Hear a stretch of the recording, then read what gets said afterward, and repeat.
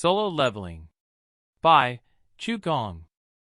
Chapter 9 Part 2 B-Rank Taesik Kang. His timing was impeccable. Members of the surveillance team had just arrived. When they saw Ji-woo strolling out of the gate, their eyes widened. Sir, are there any other survivors? No. Oof. Their faces looked somber. 9 people had gone in, but only 3 had come out alive. This was a disaster. They had to be in a difficult position as employees of the association, with multiple incidents happening in this area. They wanted to search for more survivors, but that was a no-go because the gate had already closed. Jin-woo had purposefully waited inside until the gate was almost shut for this very reason. I couldn't let them find out there were survivors. The only evidence was the testimony of the 3 who had made it out alive. The employee who had already been on the scene sounded torn as she spoke. The surveillance team received a phone confession from the president of Jumgang Industries just now. Chi-yul took one step forward. The president of Jumgang Industries? His daughter was the victim of one of the prisoners, and he hired Taesik Kang to murder the offender. When the president of Jumgang Industries had heard that Taesik had succeeded in killing the offender, he'd simply confessed to everything. The truth is I killed that prisoner, though. The police had tracked down the president, and the association had come here. Ji-woo, who'd been quiet until now, asked a question. Then there's no problem, is there? The employee looked like Ji-woo had put her on the spot. Yes, that's right. There was clear evidence of Taesik's crime, and the 3 hunters had fought against him to live. This wasn't a problem, as Jin-woo said. However, one thing was bothering the employee. Who killed Taesik Kang, a B-rank hunter? The surveillance team members hadn't heard the full story yet, as they'd just arrived. Well, the headquarters of the association is quite a distance from here, but they did arrive just before the gate closed. They'd rushed to the scene as soon as they'd received notice. The surveillance team members all showed signs of fatigue on their faces. Before he confessed, Jin-woo thought about Jinho.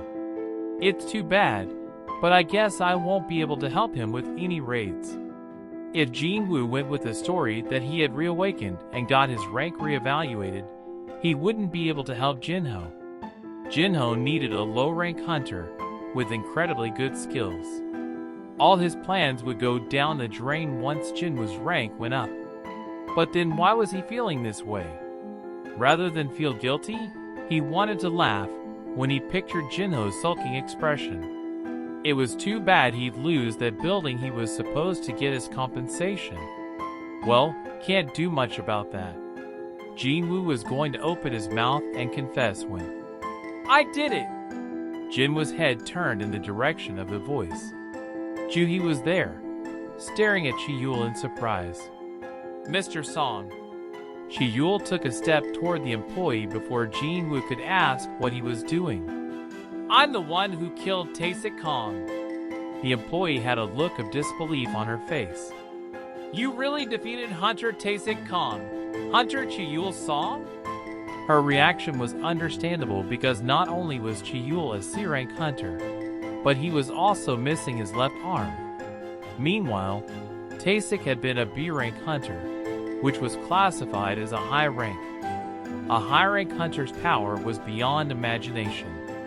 It was commonly known that the difference between a B rank and a C rank wasn't even comparable to the gap between C and D.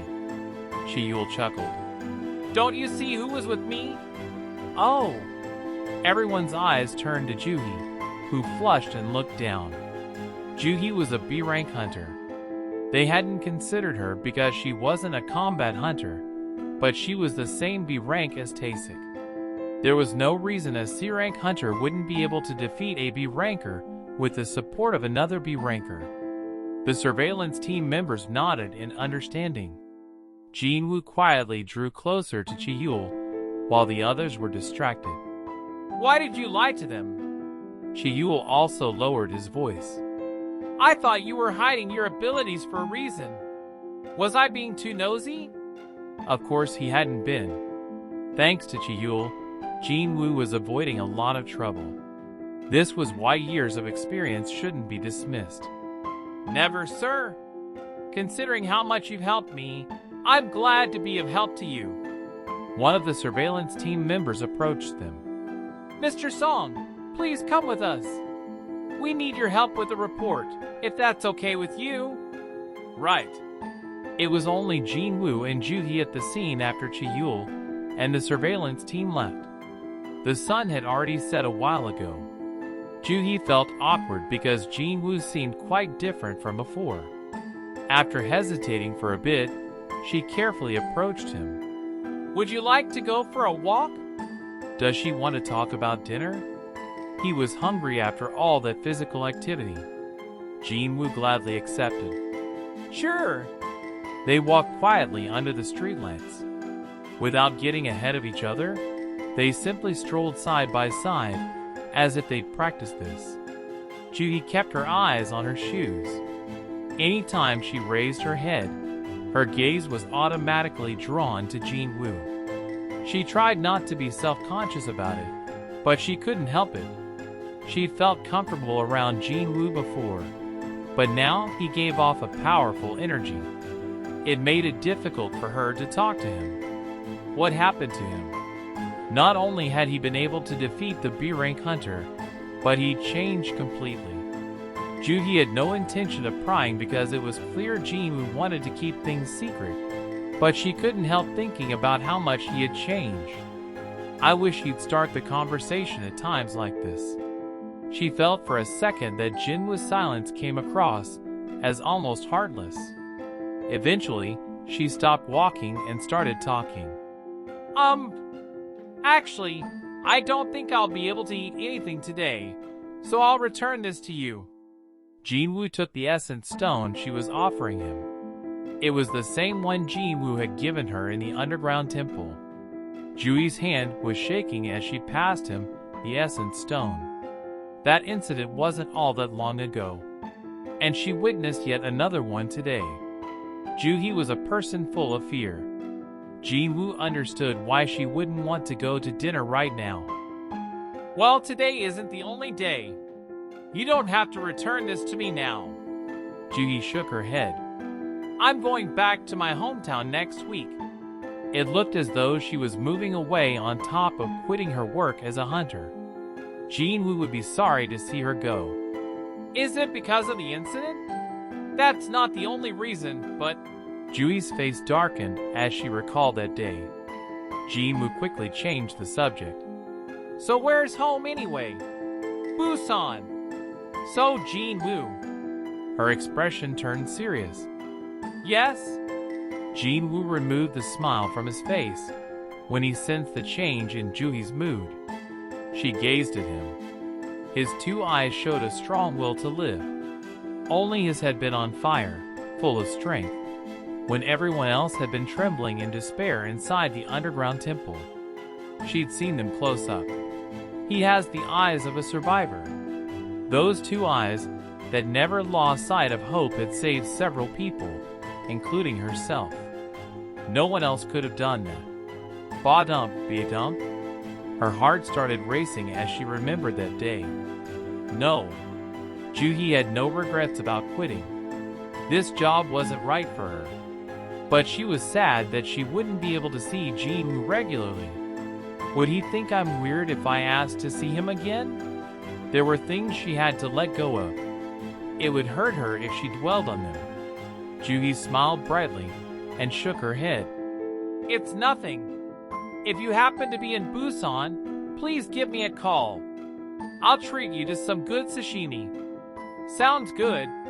As Jinwoo smiled at her, she returned his grin. Without telling him what she really wanted to say, she said goodbye and turned away.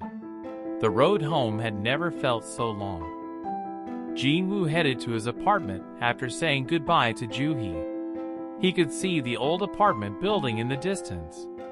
His place was on the 9th floor. He passed some parked cars and was about to head in, but an old man's voice stopped him. "Young man, Unit 902. It was the security guard. Since Jinwoo had known him for a long time, he struck up a friendly conversation. "Haven't you gone home yet, sir? I'm on night duty today." Jinwoo nodded in understanding. The guard brought out a package from his office. "This has your name on it, boy." "Oh, thank you." It was from the Hunters Association. Was that today? Was today the day the phone from the association was supposed to arrive? Jinwoo took a phone out from the box. It was shiny and new. He remembered seeing on the news that more and more people were becoming a little too interested in hunters and trying to get their hands on the hunter-exclusive phones. Never mind the people trying to buy them. What kind of scumbag sneaks around selling black market phones? He'd heard someone say once that it wasn't that the country was poor, it was just that there were too many thieves. Whether it was the Hunters Association or the military, there was corruption anywhere with enough people. When an organization was corrupt and money was wasted, there would be less support for those who needed it. And with less support, the situation would worsen. Eventually, the people who needed benefits the most would be the ones hit the hardest. That's why I was worried, but it didn't look like there were any problems with the delivery. Jinwoo had nothing to do while waiting for the elevator, so he turned on the phone. He had a ton of notifications. When am I going to have time to check all these? Two numbers in particular caught his eye. Neither looked familiar. One had called him many times, and the other had texted a lot. I don't know anyone who would try this hard to reach me. Jinwoo cocked his head and checked the texts first. _hello. I'm the one from the hospital. _ if you have time this week. _ am I bugging you too much? I just wanted to talk. He wondered who this person was at first, but eventually realized it must be the young nurse to whom he'd given his number. What was her name, Yura Choi? He couldn't say that she was bugging him per se, but he had a strong feeling that things would get annoying if he texted her back. Let's just move on for now. Should he check who'd called him so many times? Jinwoo pressed the call button. The latest pop song blared from the phone speakers. He could guess who it was. The call connected quickly. Hello? Jinwoo was right. He chuckled a little bit at how predictable this guy was. It's me. You can call this number from now on. Oh, you finally got your cell, boss. It was Jinho. Jinwoo had written down Jinho's number, but he hadn't recognized it because he never called first. Jinho sounded excited. I was about to call you, boss.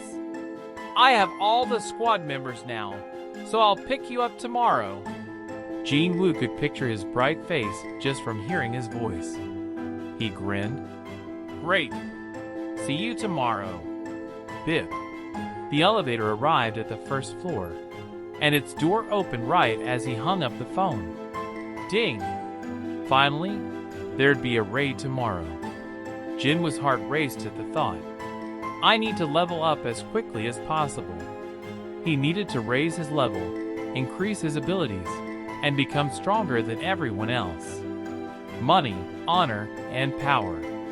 He could have it all if he became a strong hunter. And tomorrow would be the first step in that direction. It was late at night on the east coast of the United States of America. The main S-rank hunter Dong Su Huang of the Scavenger Guild, arguably the strongest guild in North America, was about to go to bed when he heard the shocking news. How did my big brother die? Give me all the details slowly. His brother's name was Dong Suk Huang. He was told that his brother had been killed in a C-rank 8. His 8 squad members were killed, and the other 2 survived? And those 2 survivors were D and E rank? Something wasn't right. The brother he knew wouldn't risk his life for his squad members. Besides, those 2 had been temps. No further explanation was needed. Only D and E rank hunters survived, but all the C rank hunters, including his brother, had been killed. There must be something. Dong-su's eyes grew sharp. Even though he and his brother had been separated after he was scouted by a famous guild in the US, his brother had always taken care of him when he was in Korea. He couldn't say he had been a good man, but he had been a good brother. I was going to bring him here when I'd established myself more, but somebody had murdered him. He bit his bottom lip. Fax me the info about the 2 survivors. The number is... He hung up and immediately called his manager. She answered quickly. Mr. Huang, it's quite late. Is something wrong? Laura, what happens if I kill someone in South Korea? Are you serious? Yes. There was a brief pause before she spoke again. There's no extradition treaty between South Korea and the US for hunter-related crimes. You'd be tried here, since you have US citizenship. We should be able to negotiate a deal with the government to reduce your sentence. That's good. Something's come up, so I have to go to Korea. Could you please clear my schedule? But if you leave so abruptly, the guild work will grind to a halt, Mr. Huang. Could you please tell me what's happened? It's personal. Of course, I don't want to cause any trouble for the guild. How far has my schedule been booked? You have a full schedule for the next 2 months. 2 months. Fine. Please keep my schedule afterward free. I'm not asking for a lot of time. 2 weeks exactly. I'll visit Korea for 2 weeks. Understood. But what should I tell upper management? Tell them it's a bereavement trip for my brother's funeral.